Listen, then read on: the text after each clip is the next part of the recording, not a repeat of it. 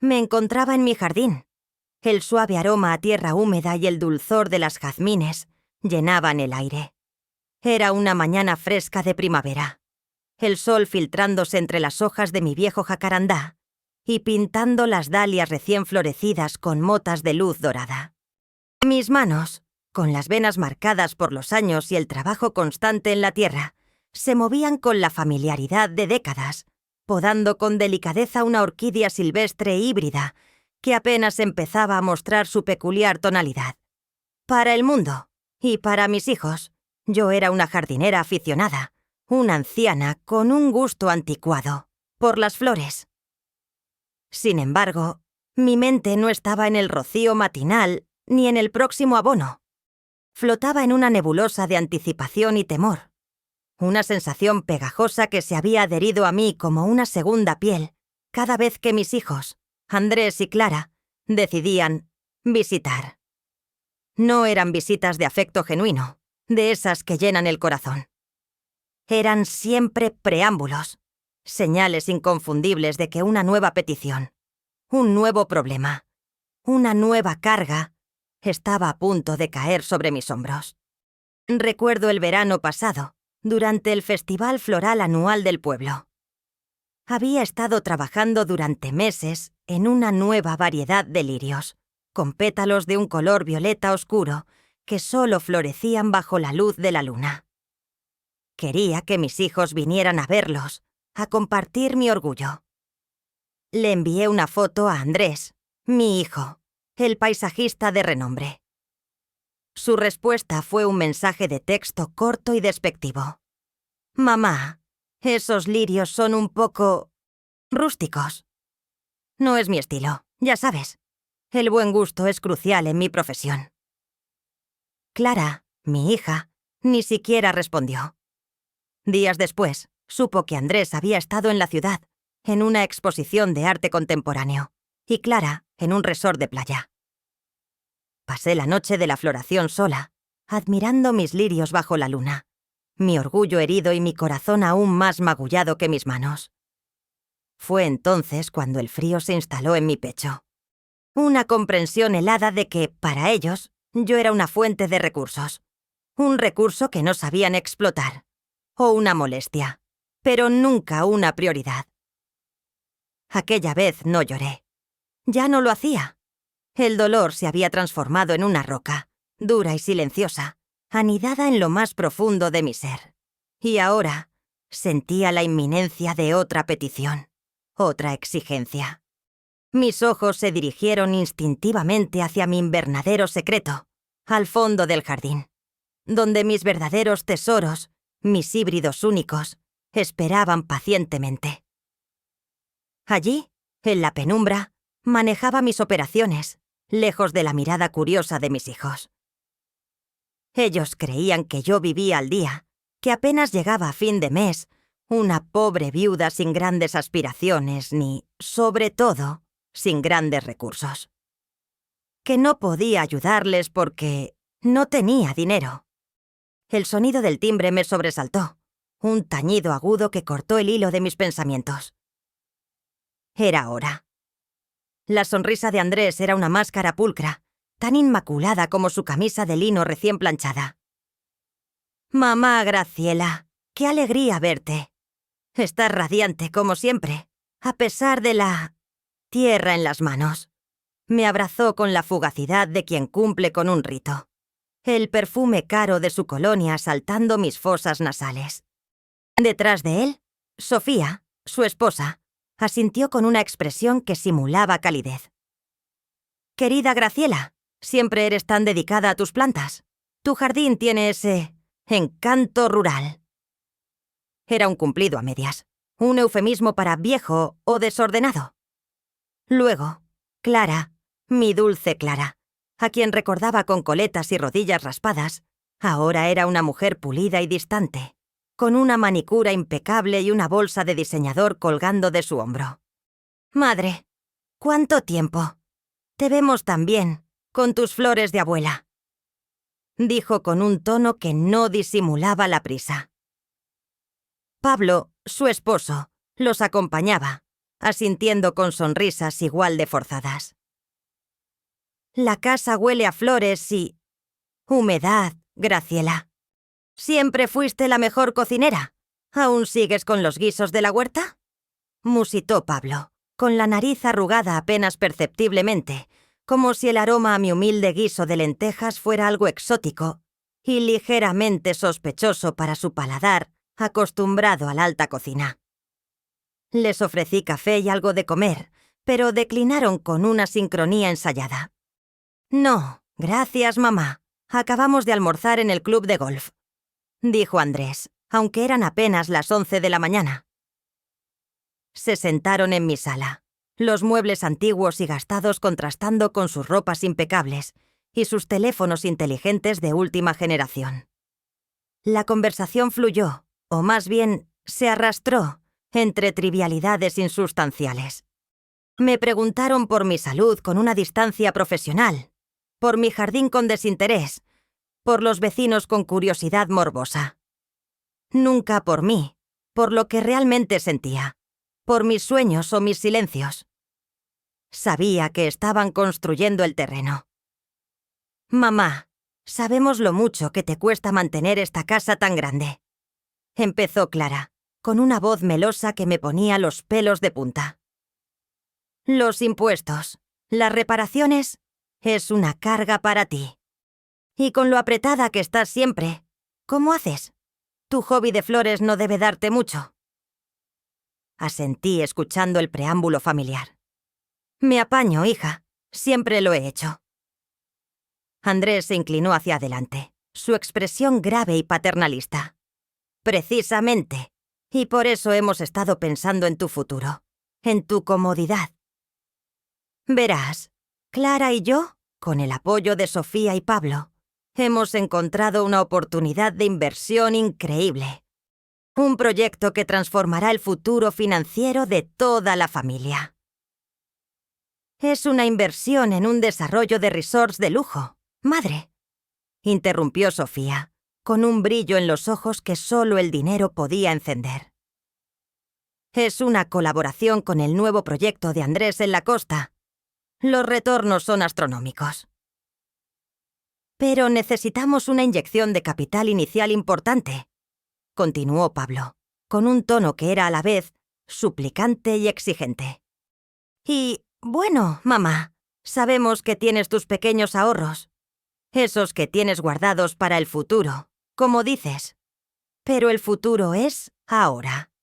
¿Qué mejor manera de asegurar tu vejez y la de tus nietos que invirtiendo en esto? Así no tendrás que vivir con la preocupación de no tener dinero, ni estar manchándote las manos en la tierra». Mi corazón se encogió. Mis ahorros. La pequeña cantidad visible en mi cuenta bancaria, la que ellos conocían, fruto de toda una vida de trabajo, de privaciones, de cada céntimo guardado, con el fin de tener una vejez tranquila, de no ser una carga para nadie. Nunca mencionaban los millones que movía silenciosamente, los contratos de mis flores para bodas reales o galas de los Oscar. «Podrías vender algunas de tus cosas viejas, mamá», sugirió Sofía, mirando despectivamente a mi vitrina llena de recuerdos familiares. «Nadie las quiere ya. O esa chatarra que tienes en el jardín», añadió, refiriéndose a mi modesto invernadero y mis tontas flores. «Es por tu bien, mamá», insistió Andrés, su voz casi una súplica. «Para que no tengas que preocuparte más. Imagínate, una vida sin estrés financiero. Nosotros nos encargaríamos de todo, por supuesto. Así podrás dejar tus plantas a un lado y descansar». Me miraron con ojos expectantes, suplicantes, manipuladores. Conozco esa mirada. Es la mirada de la presa que se relame ante el incauto, la del niño que exige el juguete prometiendo un amor eterno que nunca llega. Mis hijos, mis propios hijos, estaban negociando con mi tranquilidad, vendiendo una promesa vacía de amor y seguridad a cambio de mi última reserva de independencia. Sentí una punzada de dolor, pero también la familiar resignación. Después de todo, Eran mis hijos. ¿No era mi deber ayudarlos? Me tragué el nudo en la garganta y forcé una sonrisa. Déjenme pensarlo. Mañana les daré una respuesta. Sabía en el fondo que mi respuesta ya estaba dada. Mientras yo recogía las tazas de café vacías de la mesa de la sala, los escuché. Creían que ya me había marchado a la cocina, que estaba lo suficientemente lejos como para no oír sus susurros. Pero mi oído, afinado por años de escuchar el susurro de cada pétalo y el sutil goteo del riego, captó cada palabra. Andrés, con su voz altiva, dijo: «De verdad, Sofía, no sé cómo mamá puede vivir así. Esta casa es un museo de cachivaches. ¿Y ese jardín? Es un caos, un sinsentido de colores y formas. Y ese invernadero apestoso al fondo daña la vista». Sofía rió con un sonido seco, metálico. «Oh, no te preocupes, cariño. Una vez que mamá invierta en nuestro proyecto, podremos convencerla de mudarse a un apartamento más pequeño. Algo moderno, sin todos esos muebles pesados. Y entonces, esta reliquia...» Su voz se arrastró, cargada de desprecio. «Podrá ser renovada de verdad. Paredes blancas, menos muebles pesados, deshacerse de esa colección de figuritas horribles. Imagínate, un loft minimalista. Mucho más nuestro estilo.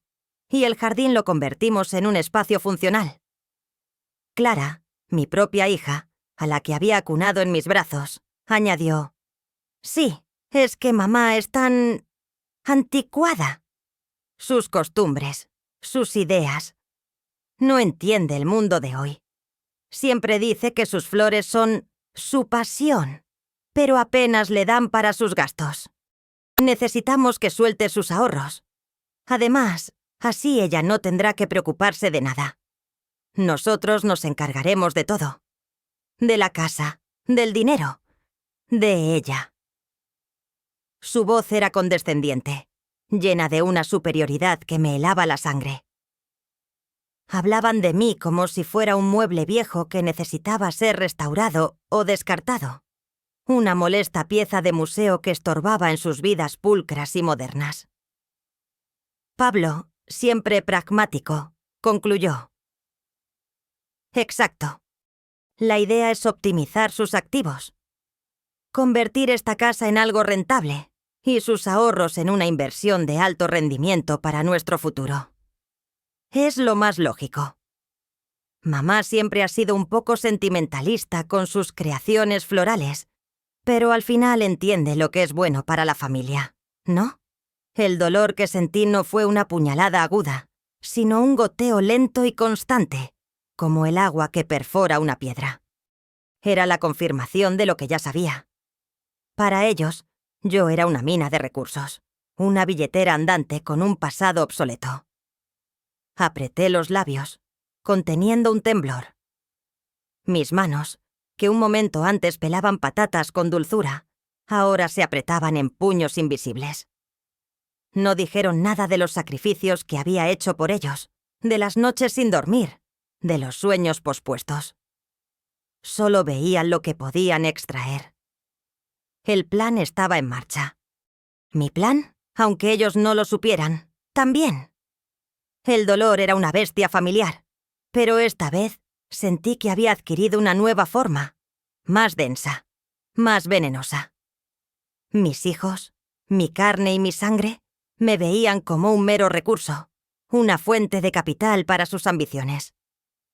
Apreté los labios, conteniendo un temblor. «Lo hago por ellos», me repetía a mí misma, la frase convertida en un mantra hueco. «Por el futuro de la familia, por mis nietos». Pero ni siquiera yo misma creía ya en esas palabras. Era un autoengaño, una venda que intentaba colocar sobre la herida abierta de mi corazón. Al día siguiente, con un nudo en el estómago, fui al banco. El gerente, un hombre amable que me conocía desde hacía décadas, me miró con preocupación. Señora Graciela, ¿estás segura de esto? Es una cantidad considerable. Sus ahorros de toda una vida. Asentí, mi voz apenas un susurro. Sí, Roberto. Estoy segura. Es para mis hijos, para su proyecto. Firmé los documentos. Cada trazo de la pluma se sentía como una renuncia, una entrega de mi independencia visible. Mis ahorros, la reserva para mis últimos años, se esfumaban en una transacción bancaria. La ironía de la situación no se me escapaba. Sacrificaba mi seguridad económica por la promesa de la suya, una promesa que olía a cinismo y conveniencia. Mis hijos celebrarían mi generosidad, sin saber que era solo una fracción mínima de mi verdadera fortuna, y que en realidad yo estaba tejiendo la red. Esa tarde, regresé a casa y me dirigí directamente a mi invernadero secreto, donde mis flores exóticas florecían en una sinfonía de colores y aromas. Allí, entre los humidificadores y las luces de espectro completo, gestionaba discretamente mi imperio floral. Sentí una resolución fría y acerada. Pensé en las bodas reales que mis flores habían adornado, en las ceremonias de los Oscar que habían engalanado, en los eventos de la alta sociedad, donde mis híbridos únicos eran la envidia de todos. Todos esos momentos de belleza y prestigio, creados por las manos que mis hijos consideraban rudas, y por el gusto sin gracia que ellos ridiculizaban. La humildad y discreción eran mi modus operandi. La humillación que me esperaba en la gala de inauguración del nuevo proyecto de Andrés, el evento clave de la semana, se cernía sobre mí como una sombra. Era una celebración ostentosa en el centro de diseño de paisajes más exclusivo de la ciudad. Un escaparate de su nuevo estatus social, adquirido en parte con el dinero que yo les había entregado, y que ellos promocionaban como el capital semilla de su genio. Sentía que iba a ser el escenario de mi sacrificio final, la última gota de mi dignidad derramada en el altar de su vanidad. Pero mientras mis dedos acariciaban los pétalos de una orquídea negra, una determinación férrea se forjó en lo más profundo de mi ser. El sacrificio ya había sido hecho. Ahora era el momento de la verdad. Me arreglé el modesto vestido de seda que había guardado para ocasiones especiales, un legado de mi madre, y me preparé para la función final.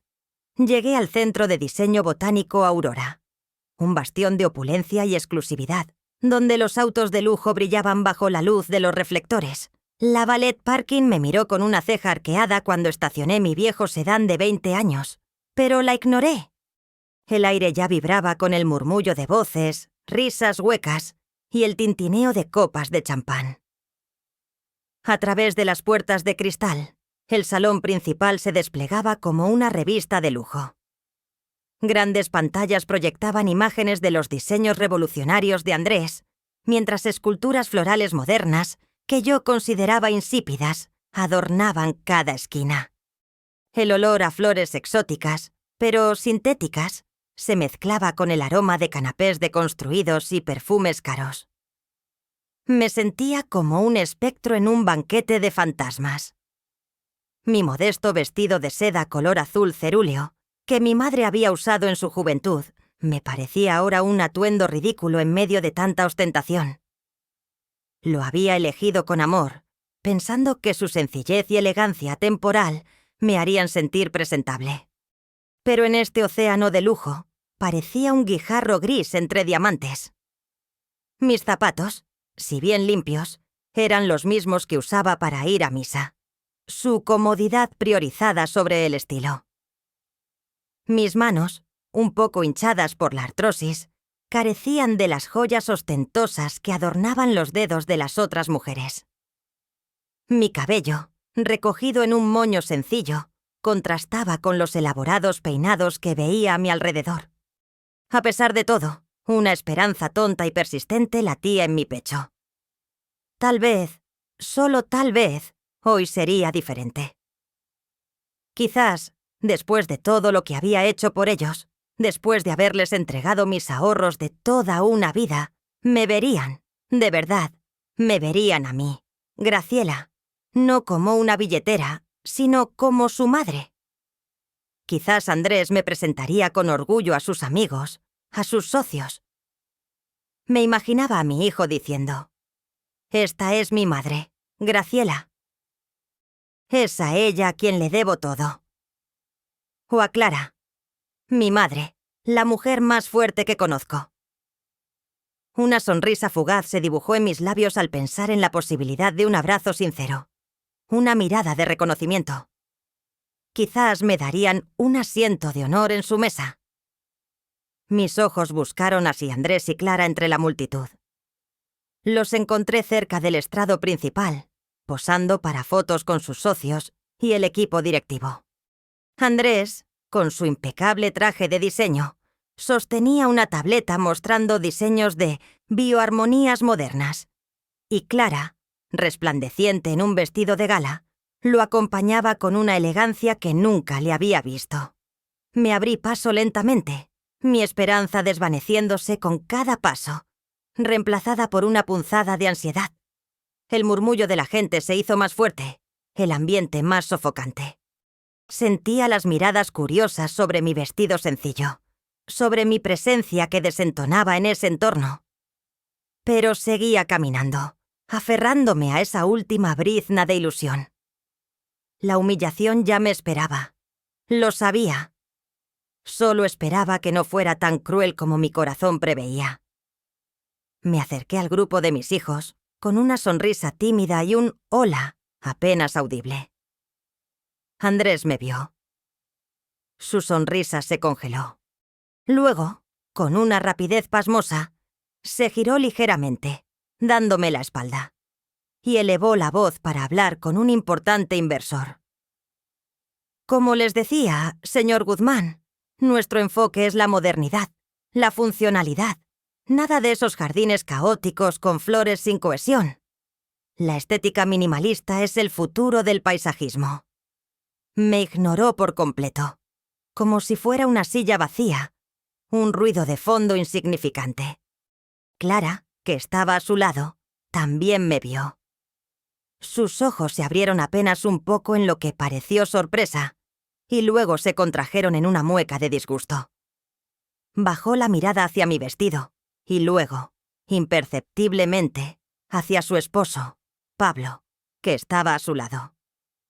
Se encogió de hombros con desdén. «¿Mamá? No esperábamos que vinieras tan pronto», dijo Clara, con un tono helado que cortaba el aire. No era una bienvenida, era un reproche. Sofía, la esposa de Andrés, que estaba charlando animadamente con otra mujer, me lanzó una mirada fugaz. «Ah, Graciela, qué puntual». Su tono era condescendiente, como si hubiera cometido una falta al llegar a tiempo. Me sentí un estorbo, una mancha en su perfecto cuadro. Andrés, sin siquiera volverse, soltó una carcajada forzada. «No te quedes ahí parada, mamá. Hay bocadillos deconstruidos en la mesa del fondo, junto a la estación de nitrógeno líquido. Pero ten cuidado de no tropezar con las esculturas de metal. Son bastante caras». Su tono era burlesco, apenas disimulado, y sus amigos lanzaron risitas cómplices. Se rieron de mí, delante de mí. Me señalaron con esa burla velada, sutil y por eso mismo, más hiriente. «Andrés, no es necesario que hables así», intenté decir, mi voz temblorosa. Pero él finalmente se giró, con una sonrisa plástica y condescendiente. «Mamá, por favor, estamos con gente importante. ¿Podrías ser un poco más discreta? Tu atuendo desentona un poco con la estética moderna del lugar. Y, por cierto, ¿sigues con tus flores de jardín?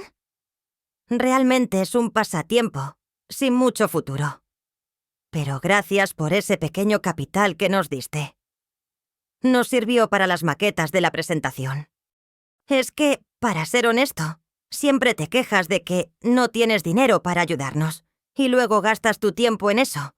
A veces deberías ser un poco más ambiciosa, mamá. Por tu bien, claro. Soltó la última frase con un suspiro dramático. «Es que de verdad, madre», intervino Clara, con una voz que era casi un lamento. «Te habíamos dicho que esto era una reunión importante, de alto nivel. Hay que guardar las apariencias. No es un picnic familiar. Y sí, siempre dices que no hay. Si no nos ayudas, ¿quién lo hará? Nosotros con el proyecto apenas tenemos para nuestros gastos. Y tu jardín es un desastre». Sus ojos se pasearon por mi ropa con una evaluación crítica que me hizo sentir desnuda. Pablo, mi yerno, se acercó, con una expresión de falsa preocupación. «Graciela, ¿por qué no vas y te tomas un buen trago? Hay champán francés y vinos orgánicos exquisitos. Tómate un respiro, disfruta de la fiesta. Nosotros terminamos aquí en un momento». Era una orden, no una sugerencia. Una orden para que me alejara, para que desapareciera de su vista. Me quedé allí, congelada, mientras el grupo de sus amigos y socios disimulaban sus risas y susurros. Sentí sus miradas de curiosidad, de burla, de piedad. Mis propios hijos me habían humillado públicamente, en el escenario que ellos mismos habían construido. Andrés continuó hablando de sus logros y sus ambiciones, como si yo no existiera, como si fuera una sombra molesta. «Estamos a punto de cerrar un trato millonario, señores. Este proyecto nos catapultará a la élite empresarial.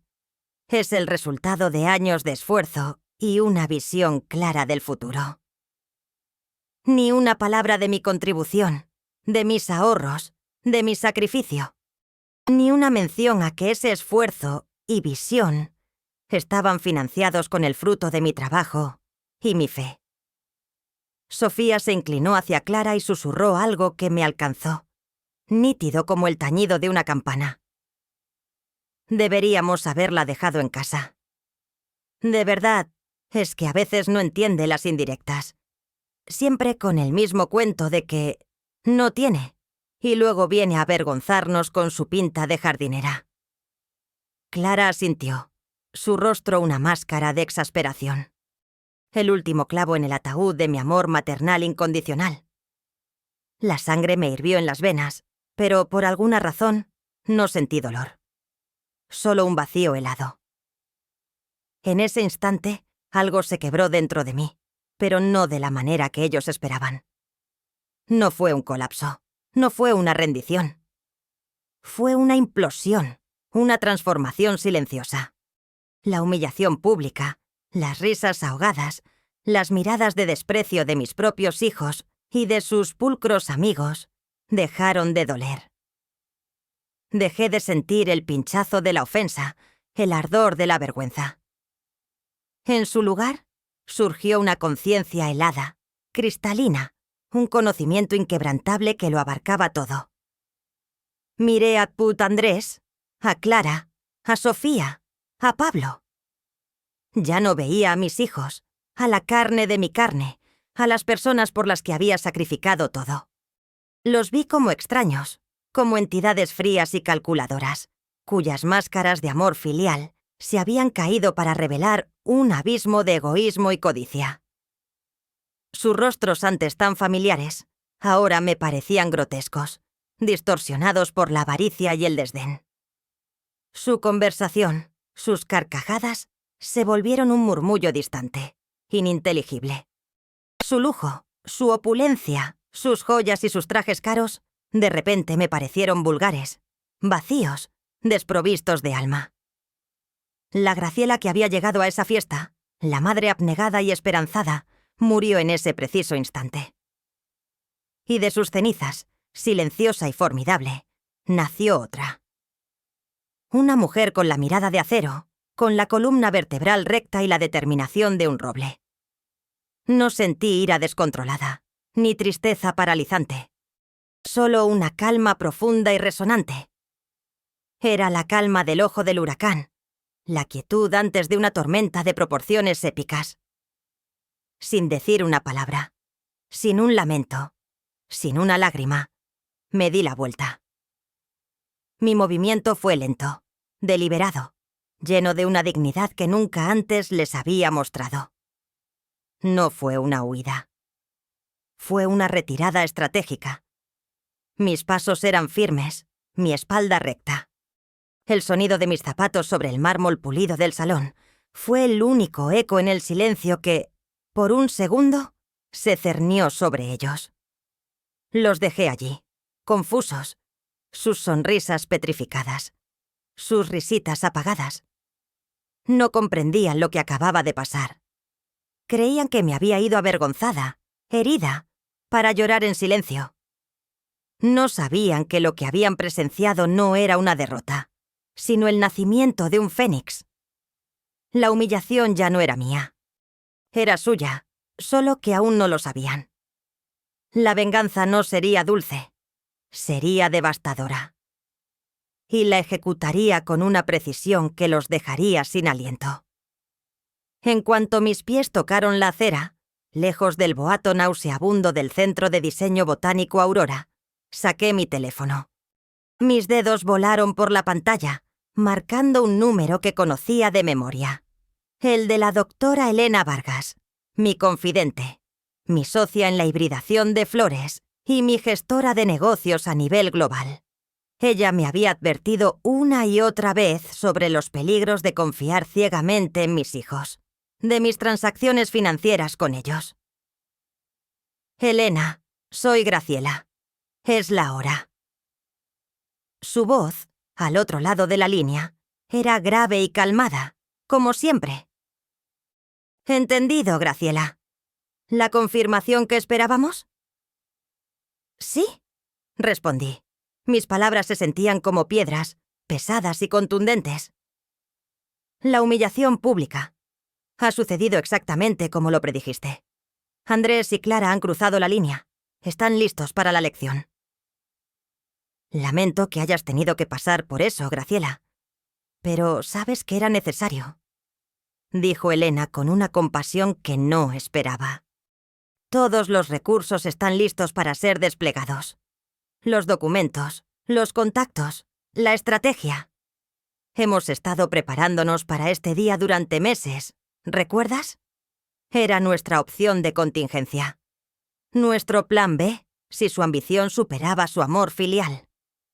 Lamentablemente, ha sido así. Sí, lo recuerdo, Elena. Siempre fuiste una visionaria, dije, y una sonrisa amarga se dibujó en mis labios. Necesito que actives el plan completo. Sin piedad, sin medias tintas. Quiero que entiendan la magnitud de su error, que sientan el peso de cada uno de mis sacrificios, de cada una de sus mentiras. Será como lo has dispuesto, Graciela, aseguró Elena. He estado en contacto con todos los implicados. Los medios, los reguladores financieros, los socios clave de sus proyectos. Todo está sincronizado. Solo necesitaba tu señal. ¿Alguna instrucción final? Solo una, Elena, dije, y mi voz se volvió fría como el hielo. Asegúrate de que la información sobre mis creaciones se filtre en el momento oportuno. Quiero que el mundo sepa la verdad sobre mis humildes flores y que mis hijos se den cuenta de lo que realmente despreciaron. Era crucial que el mundo entero supiera que su madre jardinera sin gusto era, de hecho, una potencia silenciosa. Hecho, Graciela. Los reportajes de investigación sobre tus híbridos exclusivos y los contratos con la realeza y Hollywood ya están listos para salir. Será el golpe final. La mención de mi imperio floral secreto y el inminente reconocimiento de mi verdadera identidad me infundió una energía renovada. El juego había comenzado. Y esta vez, las reglas las ponía yo. Elena y yo nos reunimos en mi discreto despacho en la ciudad, un lugar que mis hijos ni siquiera sabían que existía. No era una oficina lujosa, sino un espacio funcional, lleno de mapas de floricultores globales, catálogos de semillas raras y diagramas de genética botánica. Era mi verdadero santuario, el corazón de mi imperio oculto. Graciela, es hora de que sepas la verdad, o más bien, de que se la confirmes al mundo. Comenzó Helena, su voz resonando en la sala. La gente te conoce como Graciela, la amable anciana que se dedica a sus flores de jardín. Pero pocos saben que eres la maestra hibridadora, la horticultora de renombre mundial que crea las variedades florales más exclusivas y codiciadas del planeta, con clientes que incluyen a la realeza europea, diseñadores de bieventos de Hollywood y magnates de la alta sociedad. Asentí, mis ojos fijos en un boceto de un nuevo híbrido de orquídea con tonos imposibles. Comencé con esto por mi abuela, quien me enseñó el amor por la tierra y las plantas. Pero mi curiosidad y mi pasión me llevaron más allá. Aprendí sobre genética, polinización cruzada, y empecé a experimentar con híbridos únicos. Mis hijos, mientras tanto, se burlaban de mis flores sin gusto y de mi jardín caótico. Nunca entendieron que detrás de mi aparente afición había ciencia, arte y un negocio altamente lucrativo. Helena continuó, explicando los detalles a la audiencia invisible de mi mente. Tus creaciones, Graciela, son obras de arte vivas. Las perlas negras, una rosa con pétalos aterciopelados de un negro profundo, la orquídea lunar, que florece en una paleta de azules iridiscentes, solo bajo luz ultravioleta, o el lirio de fuego, que cambia de color con la temperatura. Estos híbridos son únicos, imposibles de replicar sin tu conocimiento. Son solicitados para los eventos más prestigiosos. Bodas reales en Mónaco, la alfombra roja de los Oscar, cenas de estado en la Casa Blanca. Tus contratos son confidenciales, por sumas astronómicas. Eres la proveedora secreta de la belleza más exclusiva del mundo. Mis hijos nunca entendieron por qué pasaba tantas horas en mi viejo invernadero, o por qué viajaba para ver flores. Pensaron que era una obsesión inútil, pero cada hora era una inversión. Cada pétalo era un testimonio de un arduo trabajo y un genio que ellos no reconocían. La pequeña suma que les di para su proyecto era apenas un flujo de caja de un día de mis operaciones. Mis cuentas, Helena, han recibido ingresos que eclipsan con creces cualquier fortuna que mis hijos puedan concebir. Y lo sabes. La pobreza que ellos me atribuían era una fachada cuidadosamente construida para proteger mi anonimato y mi propósito.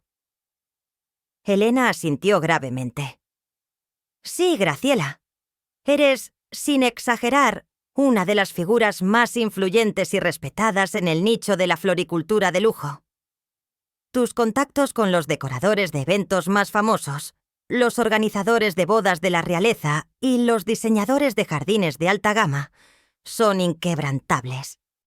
Ellos te respetan profundamente. Tus hijos, ellos no sabían con quién se metían.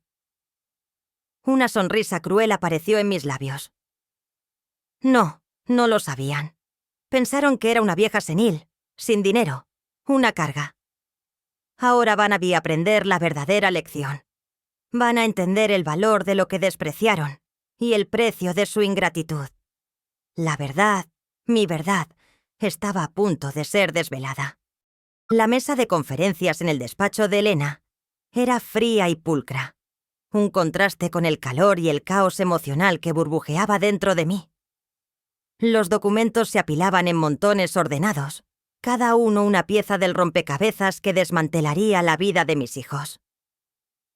Helena, con su temple de acero, me miraba, esperando mi señal. Bien, Graciela.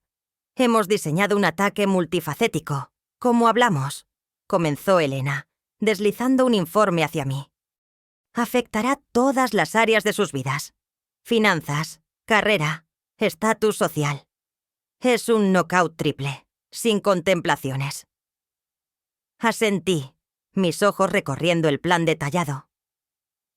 Empecemos con lo financiero.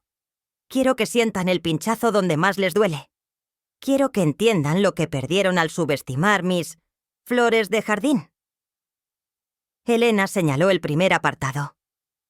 Activaremos las cláusulas de incumplimiento en el acuerdo de préstamo que les hiciste. Recuerda, lo estructuramos como un préstamo con garantía hipotecaria sobre sus nuevos apartamentos y con cláusulas de rendimiento de la inversión en su proyecto.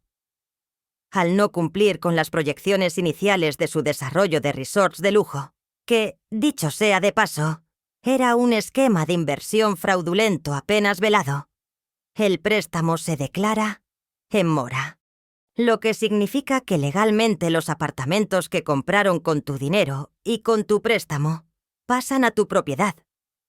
Ya hemos notificado a los bancos y a las autoridades fiscales.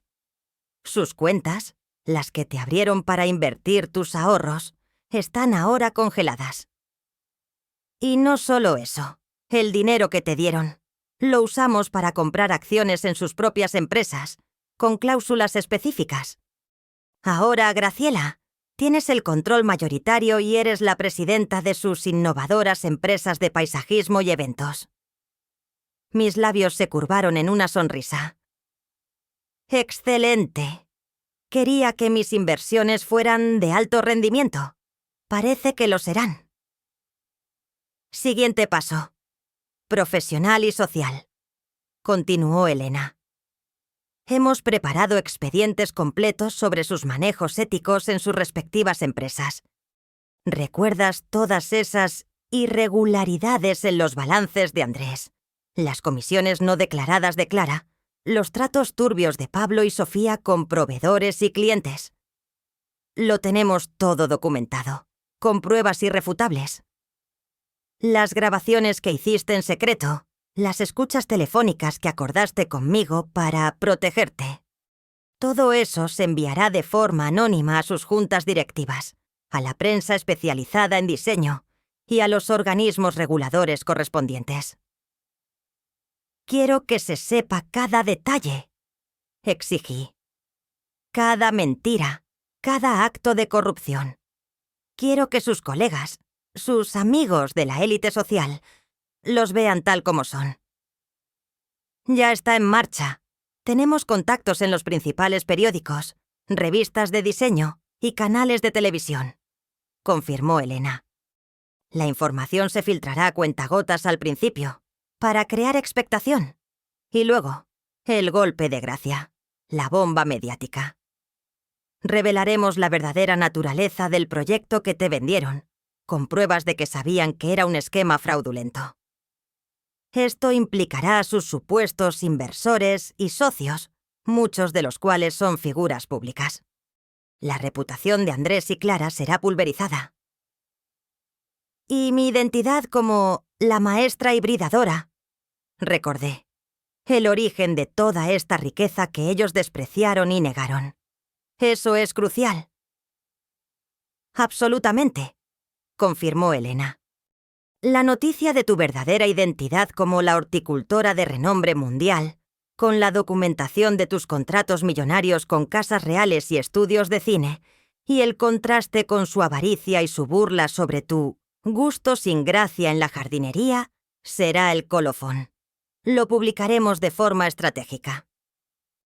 Que todo el mundo sepa que la anciana de las flores de jardín es, en realidad, una figura de renombre mundial en el arte floral y la verdadera fuente de la fortuna que ellos creyeron suya. Quiero que se haga público su desprecio por mi estilo de vida, su insistencia en que soltara el dinero, sus quejas sobre mi antigüedad y mi mal gusto. La ironía debe ser devastadora, dije. Así será. El contraste será brutal, asintió Elena. Y finalmente, los contactos. Ya he informado a todos tus clientes de la alta sociedad, a los organizadores de eventos de lujo. Ellos ya saben lo que ocurrió. Cuento con su apoyo incondicional. Nadie querrá asociarse con personas que desprecian a su propia madre, y menos aún con la maestra hibridadora. Sus llamadas no serán contestadas. Sus invitaciones no serán aceptadas. Su círculo social se desmoronará. Este plan no es solo para recuperar lo que es tuyo, Graciela. Es para redefinir el respeto. Y tú lo vas a impartir. Sentí una punzada de satisfacción. La calma que había sentido en la gala se había transformado en una determinación férrea. Mis hijos habían sembrado vientos y ahora cosecharán la tempestad. A la mañana siguiente, el caos se desató en las vidas pulcras y ordenadas de Andrés, Clara, Sofía y Pablo.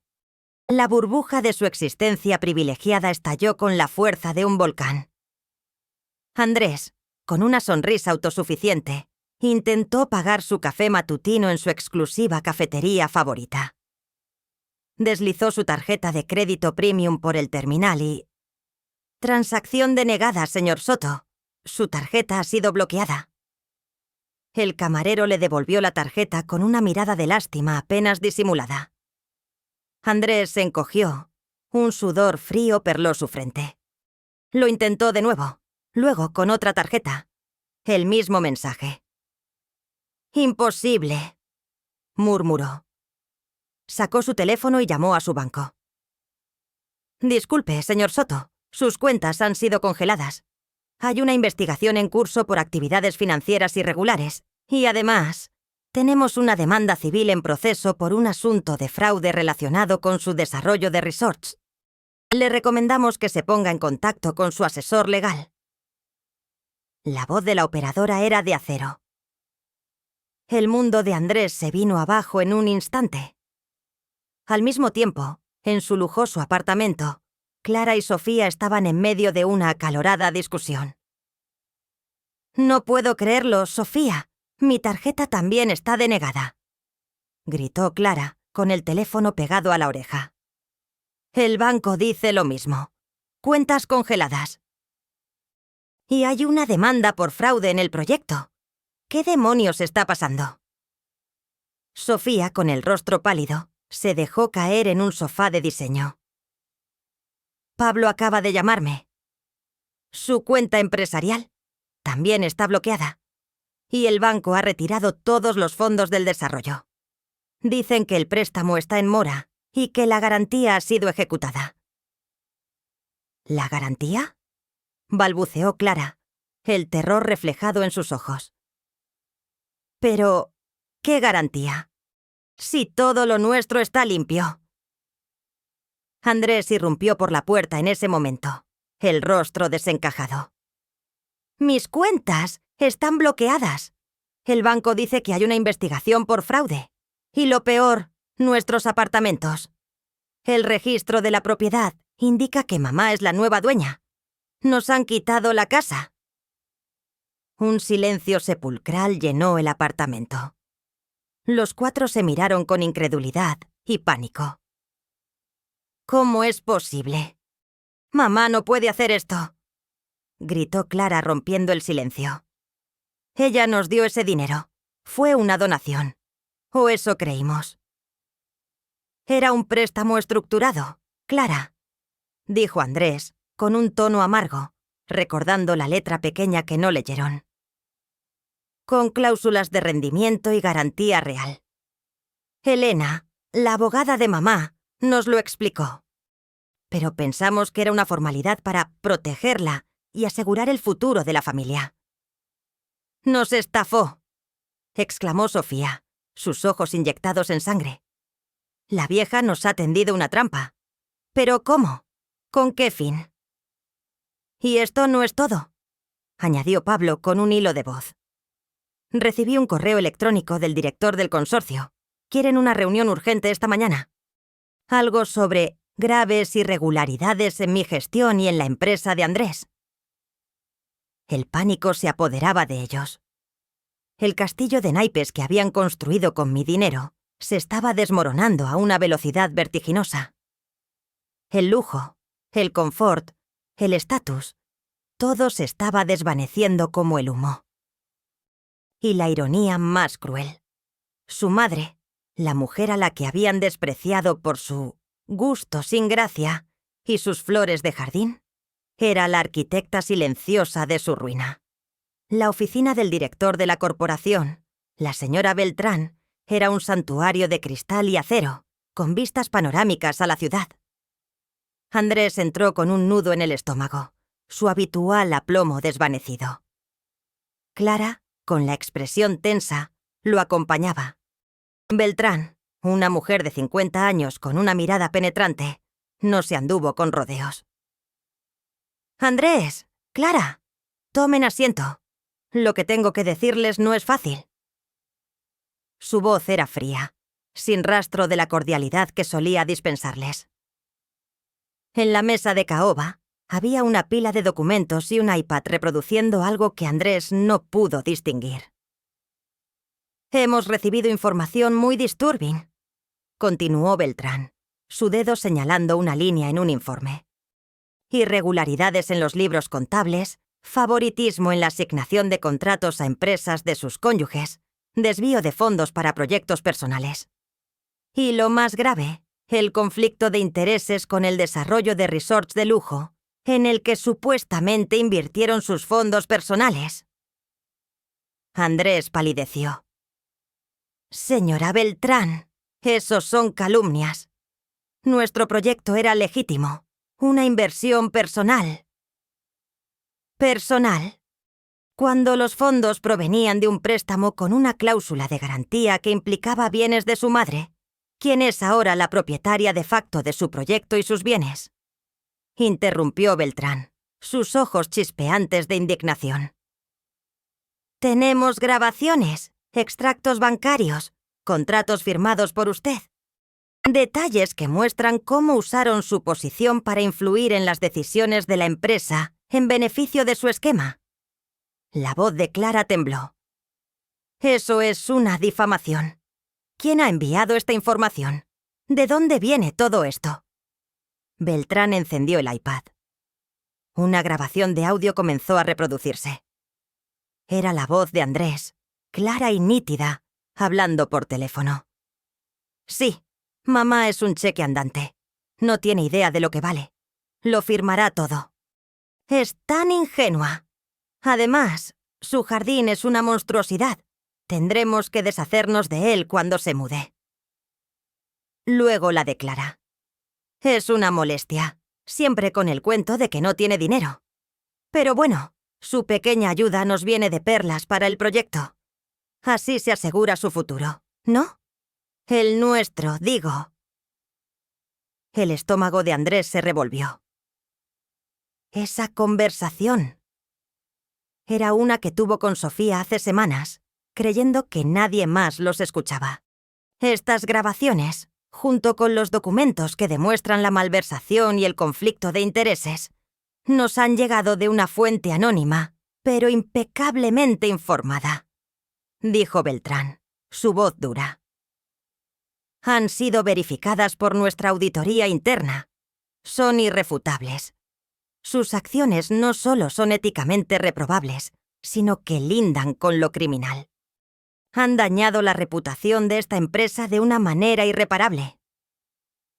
Andrés se puso de pie, su rostro rojo de furia y vergüenza. «Pero esto es absurdo. Una trampa. Mi madre nos está haciendo esto». Su madre, según lo que hemos podido verificar, es la maestra hibridadora, la horticultora de renombre mundial que suministra las flores más exclusivas para bodas reales y ceremonias de los Oscar, dijo Beltrán con una mueca de desprecio. La mujer a la que ustedes han llamado anticuada y sin gusto es la fuente de una riqueza y una influencia que ustedes ni siquiera podrían soñar con tener, y a la que, aparentemente, han intentado estafar y despreciar. En vista de la gravedad de la situación y para preservar la integridad de la corporación, sus servicios quedan rescindidos con efecto inmediato. Sus credenciales de acceso ya han sido desactivadas. Por favor, recojan sus pertenencias personales y abandonen las instalaciones. Nuestro departamento legal se pondrá en contacto con ustedes». La noticia los golpeó como un rayo. Despido. Humillación. Desesperación. Sus carreras, construidas sobre una base de engaño y ambición desmedida, se desmoronaron en un instante. El silencio que siguió a las palabras de Beltrán fue ensordecedor. Solo se escuchaban los jadeos entrecortados de Clara y el aliento superficial de Andrés. Habían subestimado a Graciela. Y el precio de su error era el fin de todo lo que creían ser. El teléfono de Andrés vibraba incesantemente con llamadas de números desconocidos y mensajes de texto de periodistas. Su intento de contactar a sus amigos influyentes, a los que había cultivado con tanto esmero durante años, fue un ejercicio en futilidad y humillación. Marcó el número de Diego, un inversionista inmobiliario con quien había compartido muchas rondas de golf y cenas de negocios. La llamada sonó una vez, 2 veces, y luego se desvió al buzón de voz. Andrés intentó de nuevo, y de nuevo. Nada. Probó con un mensaje de texto. Diego, necesito hablar contigo urgentemente. Tengo un problema serio con el banco y la corporación. Sabes que soy un hombre de palabra. Necesito tu ayuda. No hubo respuesta. Luego llamó a Laura, la influyente diseñadora de eventos con quien Clara solía colaborar. Hola, Laura. Soy Clara. ¿Cómo estás? Te llamo porque estoy teniendo un pequeño inconveniente. La voz de Laura, que solía ser efervescente, se volvió glacial. Clara, de verdad, estoy muy ocupada. Y francamente, después de las noticias que están circulando sobre tu familia y lo de tu madre, la maestra hibridadora, no creo que sea apropiado que hablemos. Mis contactos me han informado de la situación. Te deseo lo mejor. Y colgó. Pablo y Sofía experimentaban el mismo aislamiento. Los grupos de WhatsApp en los que solían chatear alegremente con sus colegas y amigos se habían quedado en silencio. Sus mensajes eran leídos, pero no respondidos. Intentaron enviar correos electrónicos, pero los rebotes indicaban que habían sido bloqueados. Las invitaciones a eventos sociales dejaron de llegar. Los restaurantes donde eran clientes habituales parecían más fríos, las sonrisas de los camareros más forzadas. «Nadie contesta», dijo Clara con la voz ahogada por las lágrimas. «Nadie. Ni siquiera los que nos debían favores». Andrés miró por la ventana de su ahora exapartamento, hacia el horizonte de la ciudad. Una ciudad llena de gente que ahora los señalaba. «Siempre creímos que éramos importantes por nuestro propio mérito», murmuró. «Por nuestras conexiones, nuestro encanto. Pero éramos importantes por el dinero de mamá, ¿verdad? Por la influencia que nos daba su apoyo, por la fachada que manteníamos». Se dio cuenta de la terrible verdad. Su estatus social, su círculo de amigos, sus invitaciones a los eventos más exclusivos, todo se había construido sobre una base prestada, sobre la sombra de la riqueza y el poder que su madre, Graciela, poseía en secreto. Una vez que la fuente se secó, la red se desvaneció. Eran parias, despojados de todo lo que valoraban, en un abismo de aislamiento creado por su propia ceguera y desprecio. El estruendo de la bomba mediática resonó por cada rincón del país y no tardó en expandirse a nivel internacional. Graciela no buscaba solo justicia. Buscaba una lección, una humillación total que resonara en la conciencia pública. El primer golpe vino en la forma de un paquete de documentos y grabaciones de audio y video, filtrados simultáneamente a los principales medios de comunicación. La portada de El Tiempo y Crónica Global gritaba: «La maestra hibridadora es Graciela. La jardinera aficionada revela su identidad millonaria y desenmascara a sus hijos corruptos». El titular iba acompañado de una foto impactante. Mi rostro sereno y digno junto a una imagen de Andrés y Clara, con sus sonrisas falsas en la gala de inauguración. El artículo revelaba la historia completa.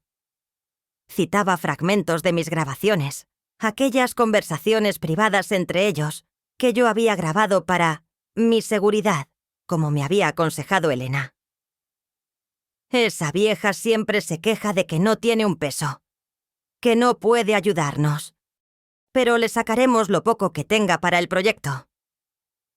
Una vez que consigamos su dinero, la meteremos en una residencia y que no nos moleste más con su jardín feo. Se escuchaba la voz de Andrés en un clip de audio que se volvió viral. Otro clip mostraba a Clara, riendo, diciendo: «¿Mamá es tan ingenua? Cree que sus flores son su pasión. Pero necesitamos su pequeña ayuda para la nueva inversión en el resort. Sus ahorros son nuestra hucha personal. No importa que nos diga que no tiene». Los videos eran aún más condenatorios. Imágenes granuladas de ellos burlándose de mi vestido en la gala, de sus gestos de desprecio, de sus susurros condescendientes. Había incluso un video de Sofía y Pablo inspeccionando mi jardín, señalando mis plantas y riendo. «Todo esto se irá a la basura cuando mamá ya no esté aquí», se escuchaba decir a Sofía, mientras Pablo asentía. El noticiero de la noche abrió con la historia, mostrando los documentos de las transferencias de dinero, los informes de auditoría que revelaban el fraude de sus empresas y, lo más impactante, los contratos millonarios de mis flores para la boda de la princesa heredera de Mónaco y para la ceremonia de los Oscar. Se mostraron imágenes de mis creaciones en esos eventos, su belleza deslumbrante, su rareza inigualable. La periodista, con voz grave, declaró: «La señora Graciela, lejos de ser una anciana senil y sin recursos, es la arquitecta de su propia justicia, revelando la codicia y el cinismo de sus propios hijos, quienes la vieron como una mera fuente de financiación, mientras ella, en secreto, creaba la belleza floral que adornaba los eventos más prestigiosos del mundo». La noticia se propagó como un incendio forestal. Las redes sociales explotaron. Graciela, la maestra hibridadora, y hijos ingratos se convirtieron en trending topics mundiales.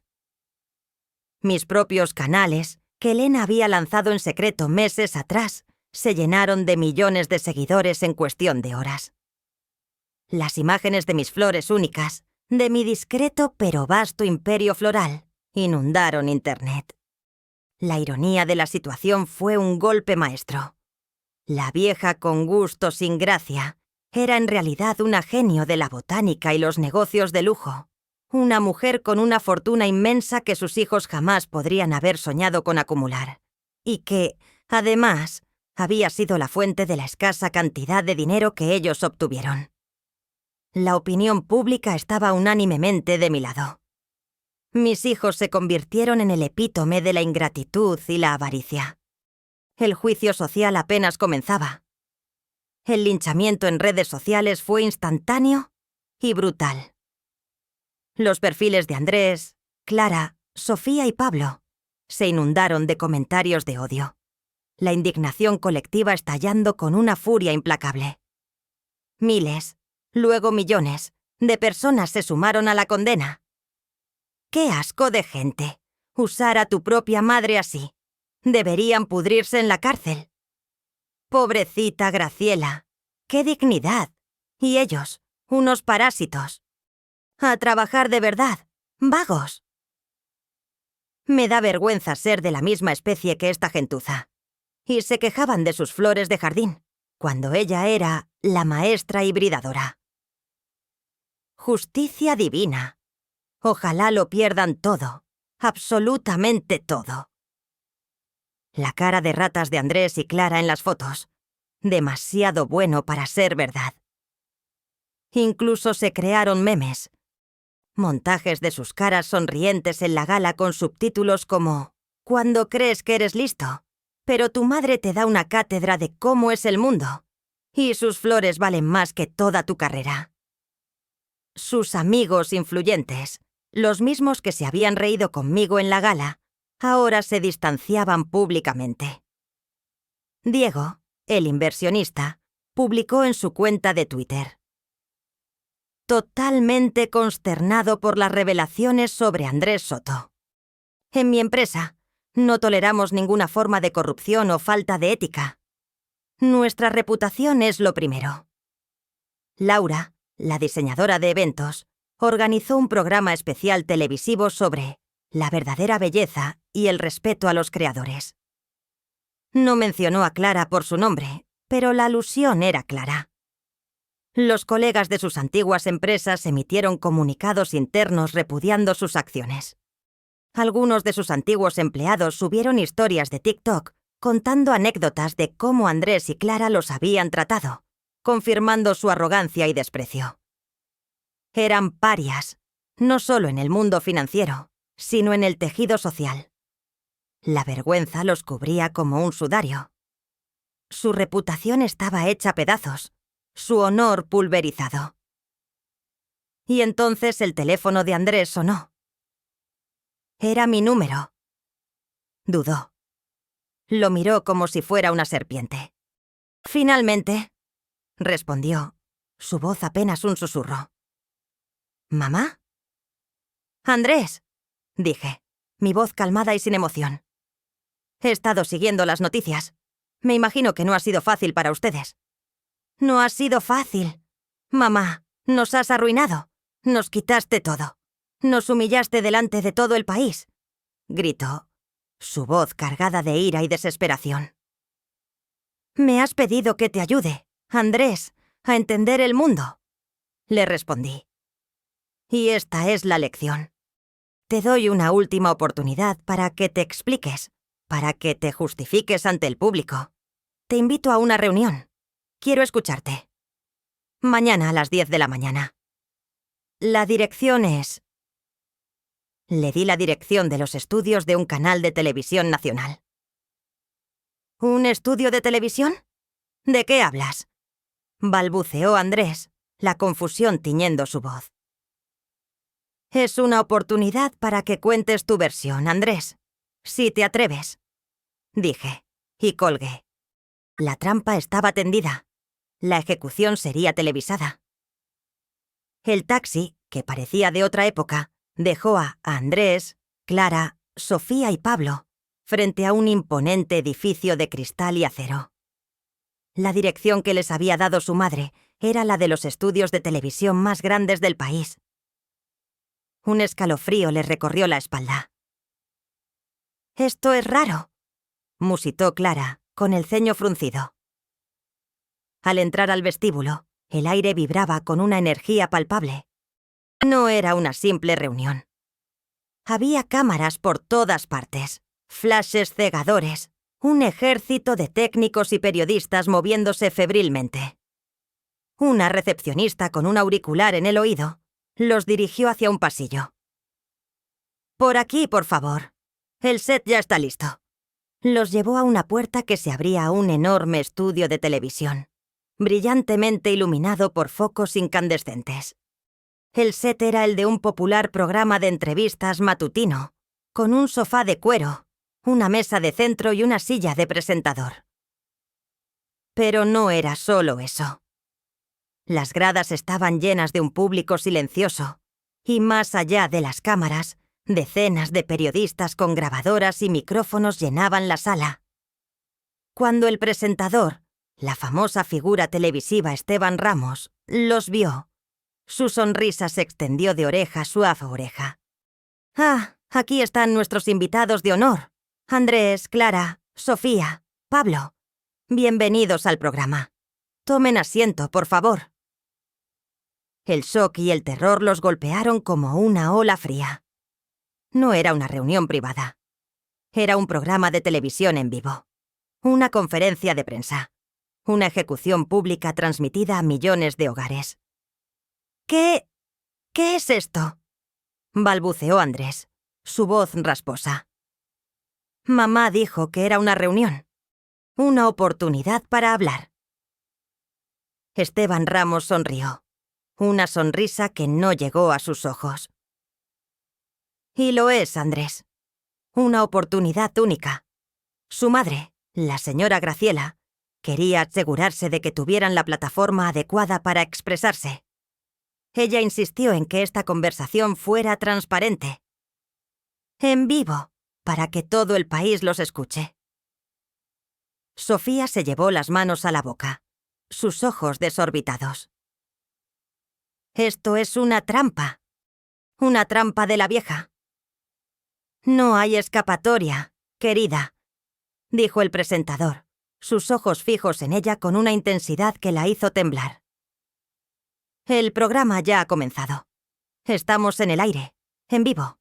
Millones de personas están observando. Tomen asiento, por favor. Su madre aparecerá en breve. Se sentaron en el sofá, como marionetas sin voluntad, sus rostros pálidos y sus cuerpos rígidos. Las luces del estudio eran cegadoras, los gritos de los periodistas detrás de las cámaras, el murmullo expectante del público. Todo se fusionó en un torbellino de terror. No había escapatoria. Graciela había tejido su red con una maestría implacable, y ellos, sus hijos, habían caído de lleno en ella. La humillación ya no era un susurro, era un grito ensordecedor que resonaría por todo el país. Y la orquesta de su desdicha estaba a punto de tocar su sinfonía final. El presentador Esteban Ramos se dirigió a las cámaras con una seriedad calculada. Y ahora, señoras y señores, la mujer que ha capturado la atención del mundo. La mujer detrás de esta sorprendente historia de justicia y reinvención. La mujer a la que sus hijos llamaron anticuada, sin gusto y la jardinera de patio. Démosle una calurosa bienvenida a la señora Graciela. Un foco de luz se encendió en el fondo del escenario, y por una puerta lateral, con una calma soberbia que contrastaba con el pánico en los rostros de sus hijos, apareció Graciela. No iba vestida con su modesto atuendo de siempre. Llevaba un traje sastre de un color verde esmeralda profundo, elegante y moderno, que acentuaba su figura esbelta. Su cabello, antes recogido en un moño sencillo, ahora caía en ondas suaves, plateadas, enmarcadas por unos pendientes discretos pero brillantes. Su postura era recta, su mirada, una mezcla de serenidad y determinación de acero. No parecía una víctima, parecía una ejecutora de justicia. Se sentó en el sillón frente a sus hijos, sus ojos fijos en ellos con una fría indiferencia. «Gracias, Esteban», comenzó Graciela, su voz clara y resonante, sin un atisbo de nerviosismo. «Estoy aquí hoy para contar una historia. La historia de la dignidad, la lealtad y el respeto. Y la historia de cómo la codicia puede cegar incluso a aquellos que más se supone que deberían quererte». Andrés, Clara, Sofía y Pablo la miraban, petrificados, sus rostros pálidos bajo las luces del estudio. «Desde que mis hijos eran pequeños», continuó Graciela, «me dediqué por entero a ellos. Trabajé incansablemente, ahorré cada céntimo, pospuse mis propios sueños. Mi mayor anhelo era verlos felices y realizados.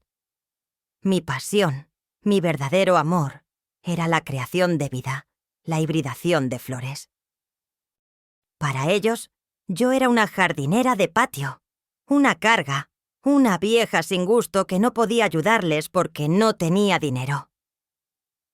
Graciela hizo una pausa, y una pantalla gigante detrás de ella se encendió, mostrando un montaje de imágenes de sus flores únicas adornando la boda real de Mónaco, la alfombra roja de los Oscar y eventos de la alta sociedad. Se vieron fotografías de sus híbridos más famosos, con subtítulos como «La perla negra», 15.000 euros por tallo, o «La orquídea lunar», precio incalculable. El público soltó un murmullo de admiración. «Lo que mis hijos no sabían, y ahora sí lo sabe el mundo», prosiguió con una calma devastadora. «Es que soy Graciela, la maestra hibridadora, la creadora anónima de las flores más exclusivas y codiciadas del planeta. He dedicado mi vida, no a acumular riqueza para mi propio lujo, sino a crear belleza y a la perfección botánica. Mis modestos ahorros, esos que mis hijos querían que les soltara, Son una fracción infinitesimal de la fortuna que gestiono, generada por mis contratos confidenciales con la realeza y la élite mundial. El público jadeó. Los rostros de Andrés, Clara, Sofía y Pablo se volvieron ceniza. ¿Ellos? Dijo Graciela señalándolos con un gesto que no denotaba rencor, sino una fría verdad. Me pidieron que invirtiera mis ahorros en su proyecto de resorts de lujo, una estafa piramidal que ahora ha quedado al descubierto.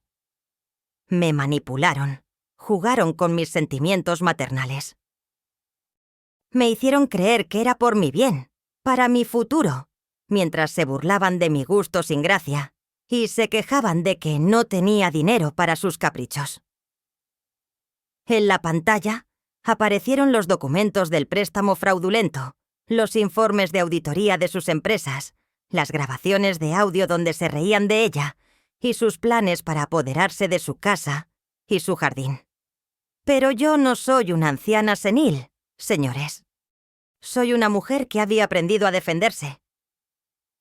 Con la ayuda de mi socia, la doctora Elena Vargas, estructuramos ese préstamo y documentamos cada uno de sus pasos, cada una de sus mentiras, cada una de sus transacciones fraudulentas.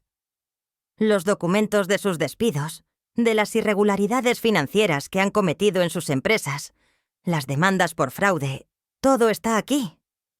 Graciela golpeó suavemente una pila de expedientes que tenía Tin a su lado.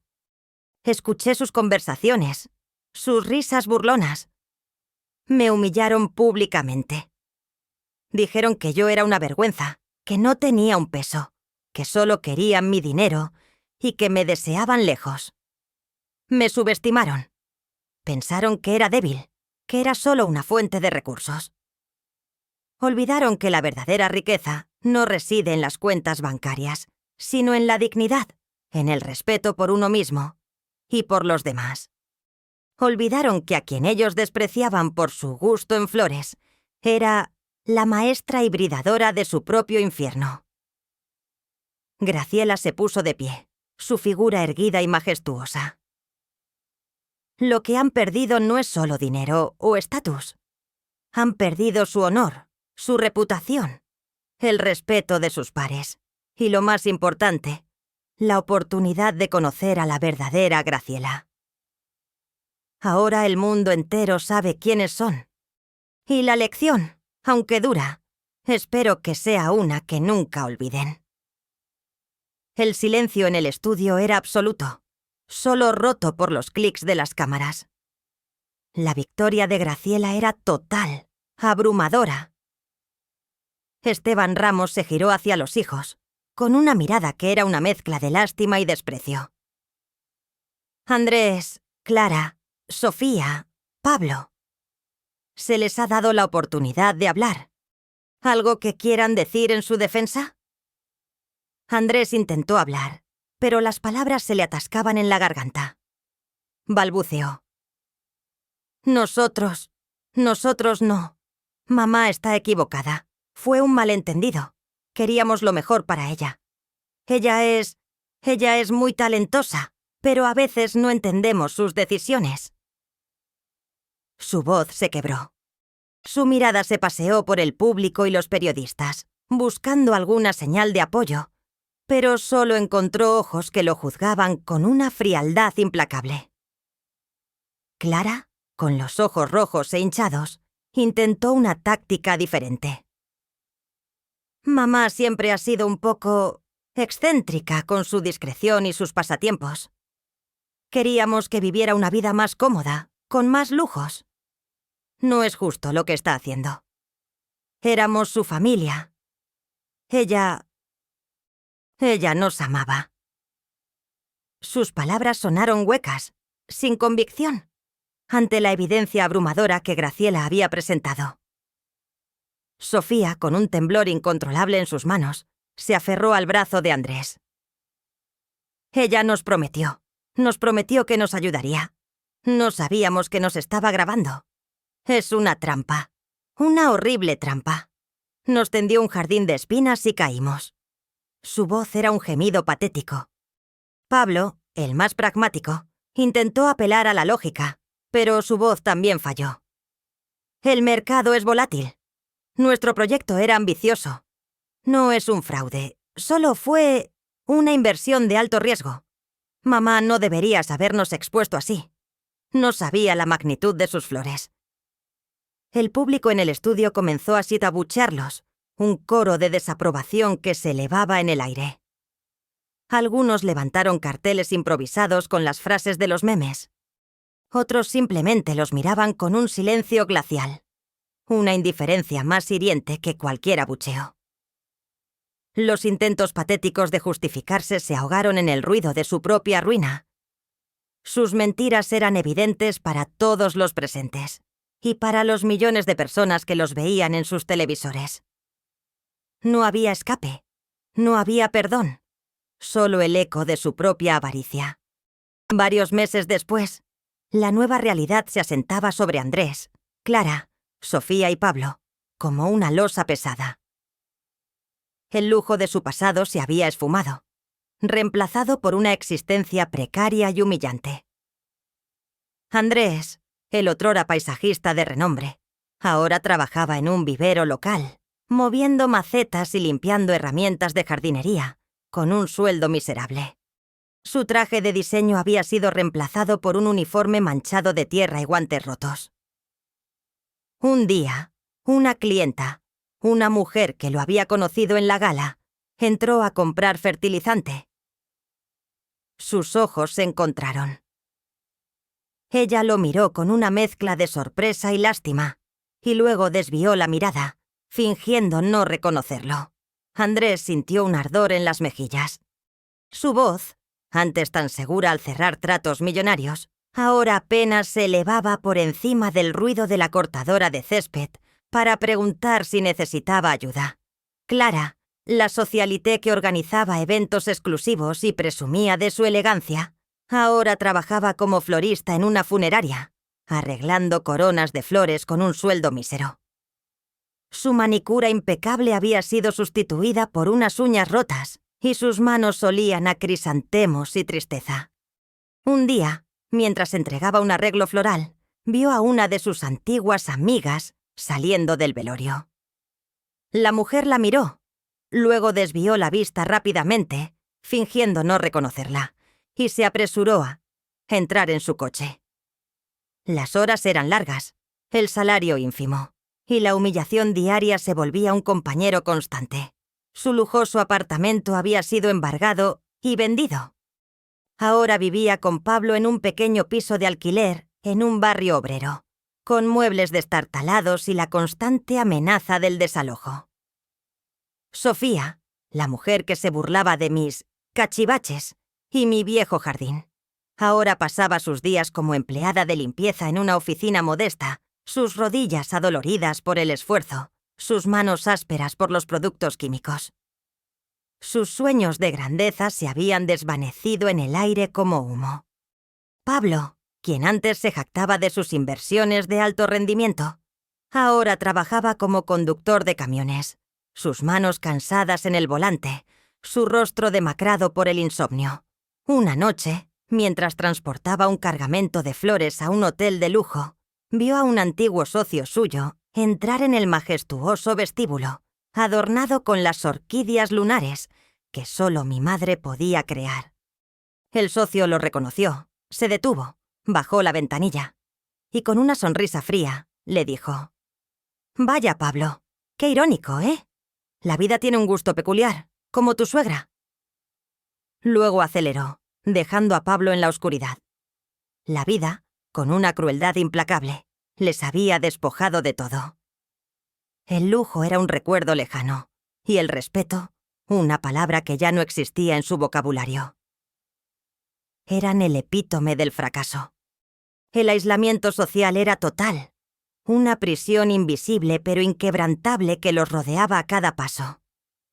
Se habían convertido en parias, en figuras de advertencia, en el blanco de chistes y miradas de desprecio.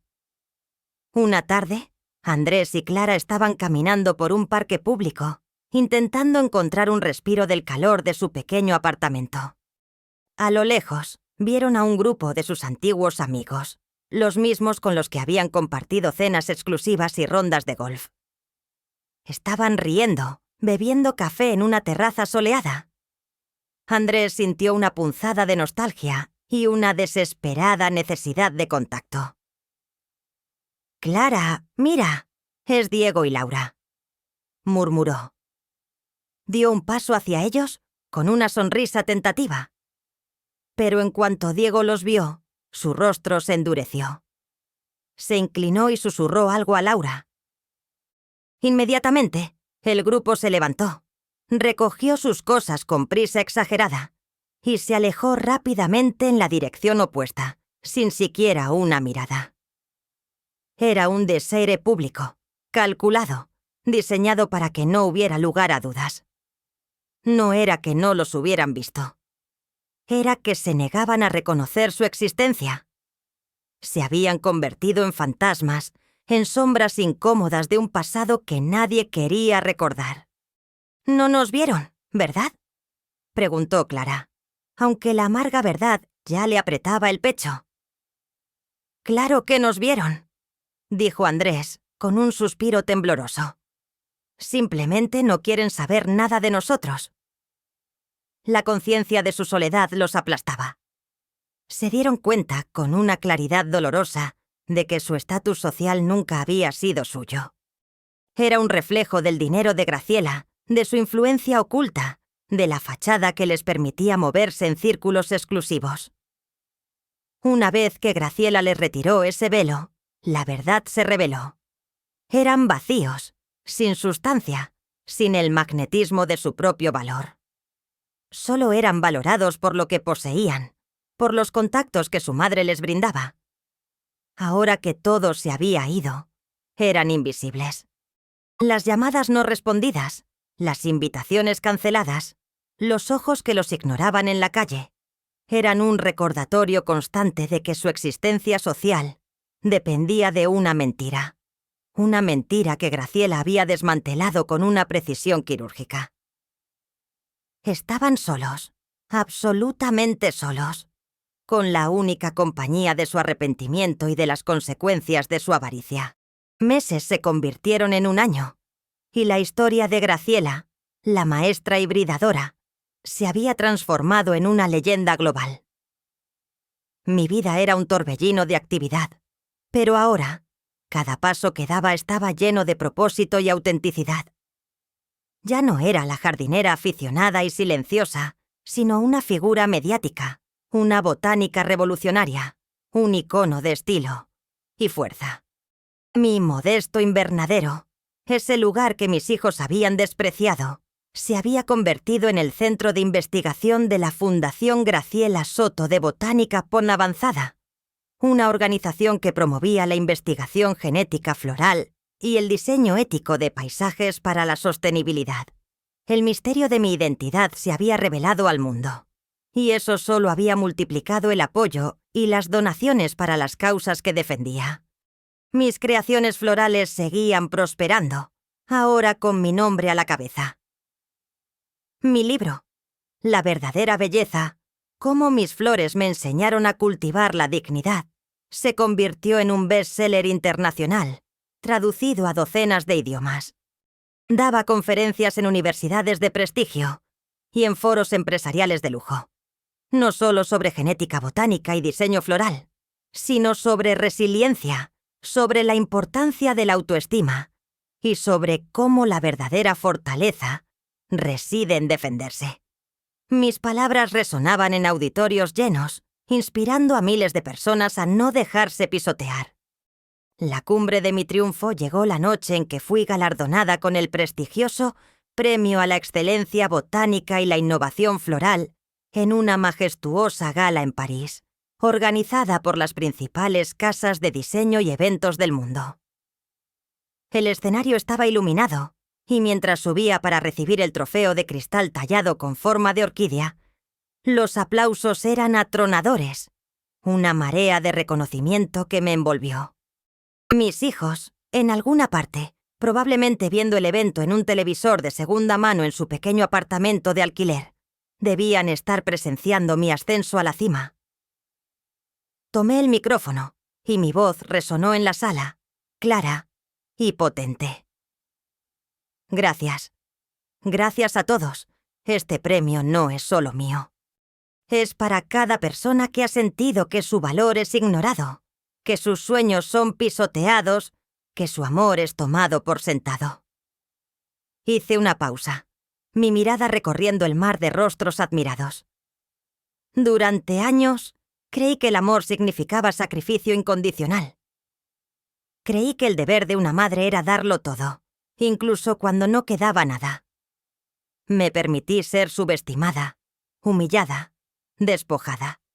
Mis propios hijos vieron en mí una mina de oro, un recurso a explotar, mientras despreciaban mi verdadero propósito, mi fuente de fuerza y alegría.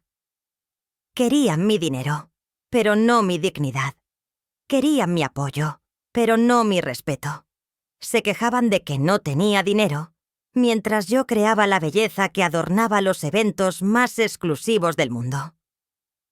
Pero la vida, mis amigos, es una maestra implacable. Y a veces, las lecciones más duras son las que nos despiertan. Comprendí que el verdadero amor no exige autodestrucción. Comprendí que la dignidad no es negociable. Y que la verdadera fortaleza reside no en perdonar a quienes te han hecho daño sin arrepentimiento, sino en defenderte, en trazar una línea, en decir «basta». Mi voz se elevó, cargada de una emoción controlada pero palpable. Muchos me han preguntado si los perdonaré, si buscaré la reconciliación. Y mi respuesta es clara. No.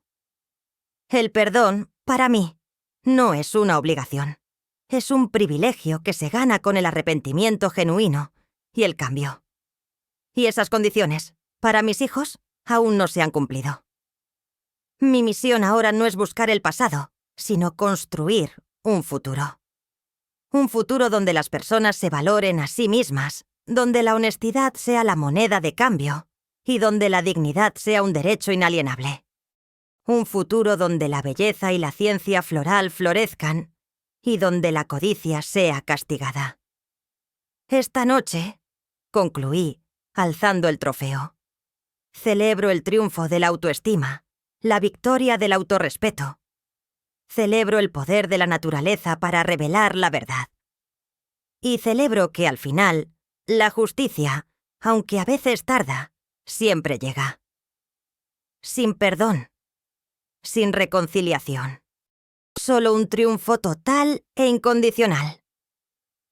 El estruendo de los aplausos llenó la sala, un eco resonante de mi victoria. El legado de la maestra hibridadora apenas comenzaba.